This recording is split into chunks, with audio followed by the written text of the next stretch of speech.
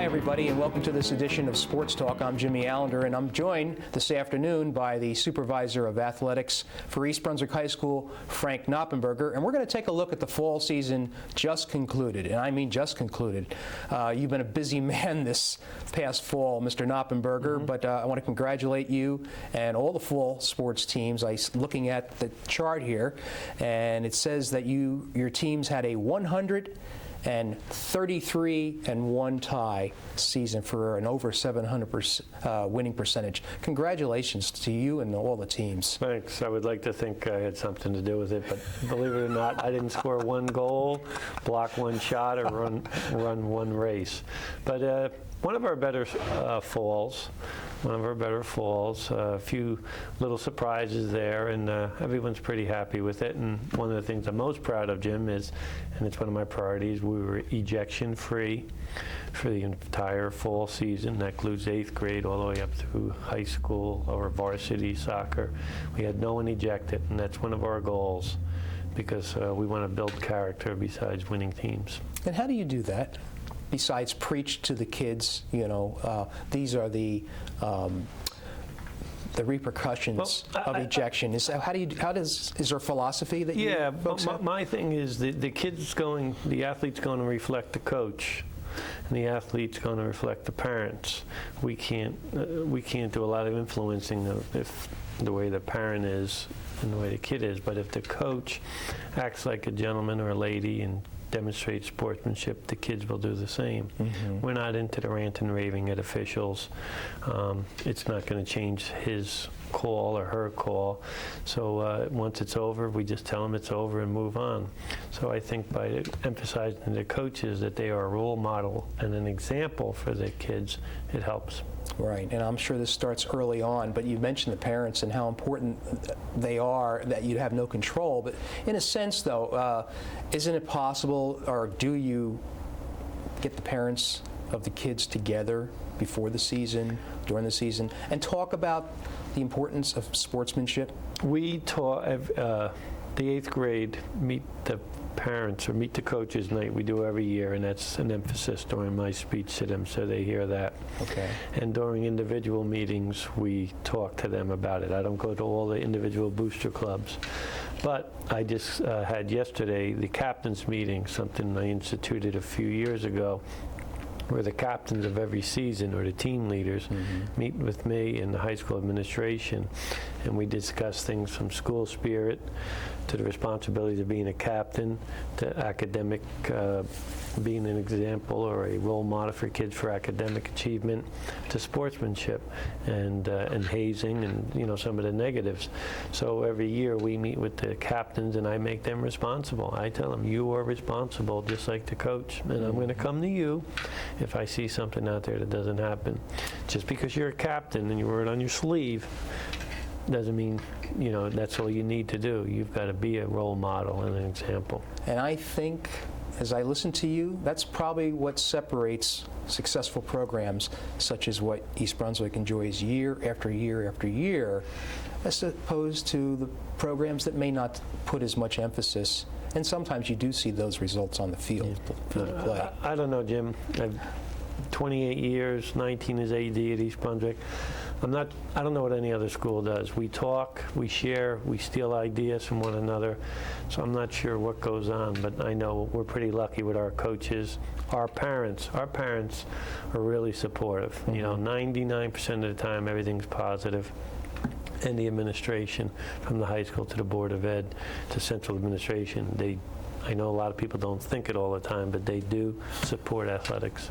Absolutely, and as an outsider looking in, I've seen that same support demonstrated in so many ways. Sometimes they're not as obvious. Right, and that's the key. You don't know when anyone else's job, and you don't know what goes on until you're fully involved. And then you see what goes on into running a football game, and all the cooperation you need from administration to referees to parents. There's a lot that goes on, and absolutely, a lot of people take it for granted. You're right. Well, I congratulate you even Thanks. so, and I'm sure that'll continue. But let's take a look at the season. There's a lot of fall sports and a lot of successful fall sports teams. not the least of which is the girls' volleyball team, coached by Melissa Strauss this year. They had a 21-2 record. A little short of that state championship, though. Well, Jim, it was closer than you think. I don't know if you were there. I wasn't. But if we won the 100 game, we would have been state champs. That's how the kids felt. That's why they were so devastated. And it's never good to see girls crying or upset, or athletes crying or upset after a game. Yeah. But, you know, that they cared that much about it meant a lot. Mm-hmm. So, yeah, we lost the game, but they, all year they've won my admiration and what a great job they did. Now, Coach Strauss, it was her first year coaching here. Mm-hmm. She was a grad. She played for us in volleyball, and she played at Montclair State. So she came in with another new coach, turned the program around. No, shouldn't say that. Ruts had a great foundation. They had 18 wins last year, but just a little tweak here and there. And we won the division, we won the conference, deservedly so. She's Coach of the Year. And we had 4 kids that could be all-state, definitely Players of the Year for the newspaper. We had Marissa Nadeau, who had a great season for us. Jennifer Strapko played a new position this year where she just played defense, and she was all-conference. Anna Chesnikova, new to the school, also a basketball player. She was all-conference. And then the co-captain was a junior, Andrea Timken. And so it was one of my most enjoyable seasons as an athletic director this year. So congratulations to the girls and the coaches. Yeah, and I want to know what the formula is for this team having as much success as it does year in and year out, because it's one thing to have been successful as East Brunswick has, say maybe 5 years ago when volleyball was not as popular, but now there's a lot of schools playing the sport, and yet you continue to produce this quality this team. Yeah, but I got two things. One, years ago when I was first coaching basketball, you asked me what made us so successful. And years ago, there wasn't a lot of that summer basketball and extra basketball besides the season, and we were ahead of it. And that helped us be successful then. Volleyball, our girls, every 3 days a week, we're with the coach in the summer, conditioning and getting in shape. They went to the beach, they played in clubs, and they came ready to play volleyball. So all of that with a good camaraderie. It's being prepared, just like for school. You got to be prepared for an interview, you got to be prepared for school. These girls came in prepared. All right, and you see the results, and hopefully this will manifest itself with maybe returning to a state championship in the future. We were close. Okay. Next up, I see that you have student trainers coached by Phil Hostler, right, managed coach, by. No, we'll say coach. Taught. Tell us. I mean, everybody's familiar with student trainers, but give us a behind-the-scenes look at what it's all about. They're not, because they just see they see like the coach on the sideline. Oh, that must be great to call a play and you get all the glory. These are really behind-the-scene kids. They're trying to be a student. They're trying to be a medical person to help. They're trying to learn, and they don't get the glory, often they don't get the thanks, and that's why we decided to include them. And Yelena, who did football for us, Victoria McLean, who did boys soccer, and Jessica Barker, who did field hockey, were there every day, every practice, and they are part of the team and the reason for our success.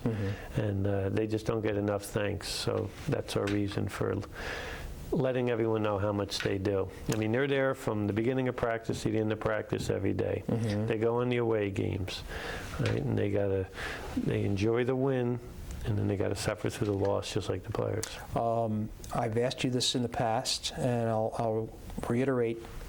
A lot of these kids move on to college and become student trainers, not student trainers, but become trainers. They sort of return, or you find them in the area. Yeah, Mr. Hostler had an article about him just recently in one of the local papers, and I think he's got 10 formers involved in athletic training at schools or universities or in the medical profession. Is that so? Yeah, pretty impressive. You mean, are you say doctors or physical therapists? Is that so? That's amazing. Well, I mean, you can't do any better than No. You know, I mean, that to me is Yep. that's the ultimate aim of a teacher. That's their first taste of it, you know, to see if they want to be in that type of field. Yeah. And it's almost like student teaching. Is Phil a teacher in your mind? Oh, yeah. Yeah. Oh, yeah. And I always said our coaches, I know they're teachers, but you got to teach before you coach. You can't just go out there and coach. You got to teach. You got to teach how to make a backdoor cut, or how to block, or how to throw a football. And you've got to teach before you coach. Anyone can say, okay, let's run a 1-2, 1-1 press, and you go here and you go there, but you got to teach them how to slide. You got to teach them how to shoot. So I'm always emphasizing you got to teach. Did we teach? Did we teach? Or did we just coach? Yeah. My mind's racing here. I'm just thinking of so much. Just the local university, Rutgers, has exercise and nutrition. Is it possible that there can be an elective at East Brunswick where students can be taught by somebody such as like Phil? We've tried that, and we're working on that. Oh, okay. And it's still out there. Okay, great. All right, well, congratulations to Phil, who just amazes me with his knowledge and the way he goes about. He's one of the old timers now, I have to say. Oh yeah, we were talking about that just before, Jim. Yeah. Yeah. Okay. A lot of people retiring, or when are you guys leaving? And it's like, well. Wow, they're asking. Okay, let's move over to boys soccer, which had a, I'm going to say uncharacteristic 12-9-1 season. They usually are a little bit above the bar, but this was not as successful. But yet Terry McKibben, okay, first year as the boys soccer coach. Talk about that team. Well, they bettered last year's record, which is good. All right. They came in at early in the year before the start. We were found out that our coach, Mr. Hastings, who's not feeling real well, couldn't coach. So, excuse me, we had to make a lot of adjustments, a lot of changes, and I thought the kids handled that very well. I'm not sure of all our games. I think maybe there were one, maybe two games that we weren't in. Every other game, we were right there at it, down to the end. So we were a competitive team, but it's always been the problem with soccer teams, not just East Brunswick, anywhere. They just can't finish. We played good defense, we just couldn't finish. And congratulations to Brian Roble, Hiro Sato, and certainly Justin Granite. They provided leadership, and they were all division, all conference players for us. Well, I know you came over and nailed Monroe, which was one of the county finalists. Right, and you see, that's the way it is, Jim. You know, it's a luck. It's 2 inches here, 3 inches there. In soccer, you know, they always say it's a game of inches, and that's what it was. Okay. Well, congratulations to the boys soccer team, and hopefully things will be better next year. Yep, I think so. Well, I wasn't aware that this was an improvement over last year's record, so onward and upward. Let's move on to gymnastics, coached by Kim Marino, and that record this year was 6-3. Probably met all our expectations.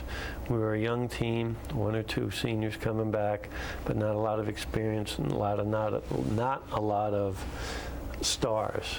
And we were level all the way through, and coach figured this is where she'd finish. She figured she'd finish 3rd in the division and our conference, and that's just about where we were. Rachel Cohen and Lindsay Deinbert did a great job for us as providing leadership. See, gymnastics too, Jim, it's tough because you're kind of alone down there working out, and you need good role models, and these 2 girls did a good job for us. Okay. And is there expectations that this is going to continue in the future? Is there going to be an infusion of new athletes? No, I think these gymnasts are young, and I think we're going to get better and better. But just like most sports, it's what they do in the off season at the gym clubs. Yeah. That's one of those sports where you can really develop on your own. Something that I've noticed is that I'm wondering what you have to say about this, and that is cheerleading, which we'll get to. Has become so focused, and is it possible that maybe girls that would have dedicated themselves to gymnastics are now involving themselves in cheerleading competitions, which require a major degree of commitment, kind of like related maybe not. I'm not sure. Yeah, I'm not sure, Jim. I think everyone's at a young age. You got to find out what you want to do. And gymnastics, like wrestlers, it's a unique sport. You're in that hot gym all day, and it's not fun doing exercises and the repetition. Basketball, soccer, that's fun. It's playing. You're running, you're shooting, you're scoring. That's a real individual discipline for those two sports. But the cheerleaders, I think there is a move towards dance. Very few do you have the cheerleader that gets the crowd involved anymore. It's kind of moved away from that. Yeah, I guess that's a good way of putting it. Like when we grew up, right? All righty. Well, and congratulations to the gymnastics team for its 6-3 record. And now we move into the boys cross-country team, coached by Rick Murray, which finished 7-0, but maybe we thought it would be that way with the quality on that team. Rick said we had the potential. Yeah. Rick knew. He said there was a couple question marks, and the kids really stepped it up in the GMC, where they, by one position, Adam Sesnick, I believe, just inched out a Spotswood runner no, it wasn't him. But he finished much better, gained a couple points. And I think it was Eric Sorkin just edged out a Spotswood kid to give us the 1-point win over Spotswood to win the GMCs. Everyone was looking at Old Bridge. We snuck up. But Rick is a real taskmaster, just a great coach. He demands of the kids, and he's a perfectionist, and they respond because they're all self-disciplined. And we won the Red Division for the first time in a long time. We won the conference for the first time in a long time. Finished undefeated, qualified for Group 4. Yannick Wood qualified for the Tournament of Champions. I think that's one of 5 or 6 kids in East Brunswick history. Danny Gilbert's an outstanding runner for us. He made scholarship to Wagner. It's his call if he wants to. Eric Sorkin's coming back as a junior. Maybe my favorite runner was Kevin Kirby, who's just a great kid. He's not going to be on the all-star teams. He's not going to get a scholarship. He was there every day for 4 years. Great sense of humor, and just a great person to be around. And every team needs people like Kevin as an example. Work hard and improve every day. Doesn't get the headlines. You talked about self-discipline, though, and that really is what it's all about with cross-country, because you don't have a coach running side by side as you train. So congratulations to the boys cross-country team. And Coach was, Rick was also Coach of the Year, I need to say that. Well deservedly so. Yeah, exactly. Okay, and the girls cross-country team, coached by Mike Talbot, finished with a 4-3 dual meet record. Injuries, unbelievable. Sarah Smith, probably one of the better runners in the county. Middle of the year, just the legs, just too much pain for her. We had to kind of shut her down where she couldn't run. If it weren't for that, maybe we'd be co-champs with the boys in the cross country. Erin Comerford, who came over from soccer, outstanding runner for us. She's only a junior. She was all conference. She'll be all area. She'll be super for us. Vicky Krupnik, although her niche may be the 800 in winter and spring track, she did a great job for us in winter. And then I just picked out of a hat a young kid who just came to us this year. Her name's Elizabeth Stankiewicz, to be a runner. And she couldn't participate in the beginning of the year. She worked hard because she was a transfer, and she came out to be one of our top runners. So it just goes to show you, if you keep working hard, or if you come into the program, it's all self-discipline. You can make yourself a better runner. But Coach Talbot's an outstanding coach, a young man. He motivates the kids. They get along, and we're real happy about Coach. Okay, football, obviously coached by Marcus Borden. The 2-8 record. When I'm obviously closer to this sport, having done the games. When I think about this record and I look at the team, and this is in no way to denigrate the quality of the kids on this team, but it just points out to me how special last year was, and how incredibly difficult and how special, like Mariano, the quarterback. You know, it's sometimes a once in a lifetime thing to be able to win a championship, but this was a team that really had its tough times, and we're not going to get into all the extraneous things that occurred and just focus on the field. But the 2-8 record was really a struggle this year, wasn't it? No one's happy about the 2-8 record, and I'm sure the kids aren't happy about it. I think there was a few games, maybe more than a few, we were in that maybe we should have won. Why didn't we win? I don't know. Did they do the off-season stuff like they were supposed to? Did we miss one block, game of inches? Did we miss one pass, game of inches? That's for the coaches and I to sit down later and discuss what do we got to do to turn this around. Did we have a lot of talent out there? I'm not so sure. But we were in games, and then when it came crunch time, maybe whatever. That's why you keep score, Jim. That's why it's sports. But I always felt they gave their best effort. I thought they represented East Brunswick as they should, and their family and themselves. And so I'm proud of them. I was at every game, and I know they did their best, and that's all we can ask. And can it get back to the? I'm not saying winning a championship every year, but can East Brunswick football return to that? That quality of wins that we enjoyed through the last couple of years. There's no doubt in my mind we can and we should, and we need to compete because football kind of look at all the excitement last year from winning the state championship in football. But we'll be back, and we'll be trying. So we don't have to worry about that. But Mike Franchino, Dan Acciani did a great job as captains for us, and Jimmy McCluskey, who was just a pleasure to watch. 3 seniors that just by leadership and things they did on the field, I just had to mention them. Right. It's been well deserved. The next sport, girls soccer, coached by Lou Cosa with a 17-2 record.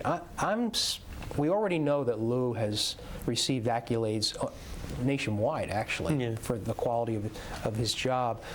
He's starting to approach immortal status if this continues. And I guess I have to ask you, how long will Lou continue? I mean, is he still, he's not actively teaching, is he? Correct, he's not. All right, so. No, yes, he is. He's coaching, he's teaching. Yeah. Sorry, revise that. I take that back. Yeah, but it just amazes me that year after year, in his own unique way. Well, that's it, Jim. Everyone's got their own style. Yeah. Billy Martin couldn't coach a group of superstars. Joe Torre could. Joe Torre couldn't maybe be successful with the average player where Billy Martin could. Louis Cosa in East Brunswick Soccer is a great fit, and Coach Merrigan, a great fit, a great approach to the kids, maybe letting the thoroughbreds run. He doesn't overcoach. He puts them exactly where they were. Every year I go to the banquet, and every year, including my daughter, Caroline said, he instills confidence into the kids. So they play hard because he's never been a negative coach.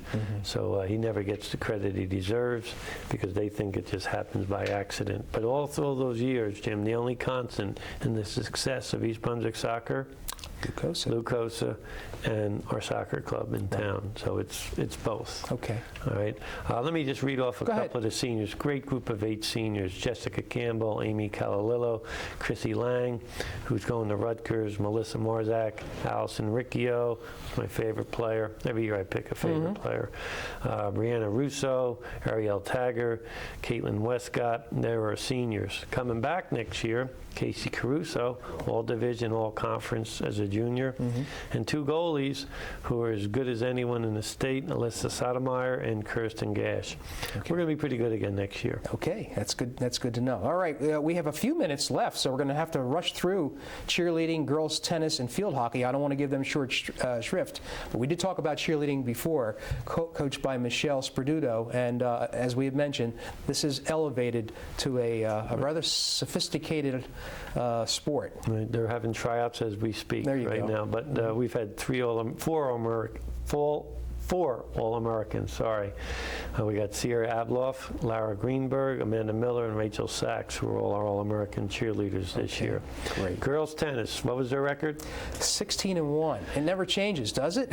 Jim, you asked me about surprises this year. Okay. And it would be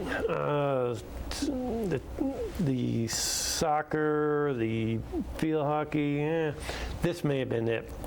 We beat a team twice, head-to-head, J.P. Stevens, that maybe we shouldn't have. I think our coach did a great job with Karen Grant, we got to mention her. Right, who's also Coach of the Year. And they won for the first time in a long time, Central Jersey Group 4 Championship, and they were also division champs. So the girls had another great season for us. Lori, Sonia, Miriam, Shelby, Anna, and Louisa. And we're going to be just as good, if not better, next year. We are going to increase our schedule. We're going to make it harder. But we're going to be just as good. All right. Well, field hockey is our last sport we're going to talk about. My personal favorite coach is Cindy Todoroff. I just am amazed at the energy and dedication that she brings to this sport year after year. Team finished 15-5. 15-5, Jim. Great season. Won the conference championship. Seconds away from a sectional championship in the state tournament. But I went to their banquet a Sunday or so ago. Cindy organized it all. Had freshman parents, sophomore parents, junior, senior parents. There was like 100 people there, Jim, where 15 years ago there was no booster club. Field hockey, and now we're getting girls getting scholarships. We've had 2 girls go down to Florida to play in a showcase, and it's all because of your favorite coach, Cindy Todoroff. But we had a great year. Kathy Leone, Katie Colchi, Christine Buschchick. They got all the ink, rightfully so. They carried the team. It was on their shoulders, and they stepped up when they had to. But then there was other seniors like Danielle Nicosia, who's an outstanding defensive player. Sarah Gross, Rebecca Gross, great defenders, and Samantha Silver. Other seniors who really played their role and never got jealous that the other 3 got all the ink. And that's how a coach has got to deal with the kids. Sure. You know, I mean, you get the ink, you don't get the ink. You know, we don't tell the newspaper who to do an article on. But the Katie, Catherine, and Christine, great job, girls. Just a super job leading the team. Well, I want to congratulate all the 4 fall sports teams once more. It seems like every time we get together here, we're always congratulating on these outstanding records. Again, I want to congratulate you for overseeing this entire program, and I'm sure the winter sports season is going to be just as successful. It's going to start very, very soon, and so we'll leave it at that.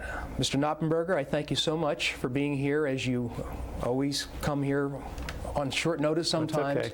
And I do appreciate it. So I hope you have a happy holiday season. I hope everybody out there has a happy holiday season from the EBTV team. And for Frank Noppenberger, this is Jimmy Allinder saying thanks for being with us.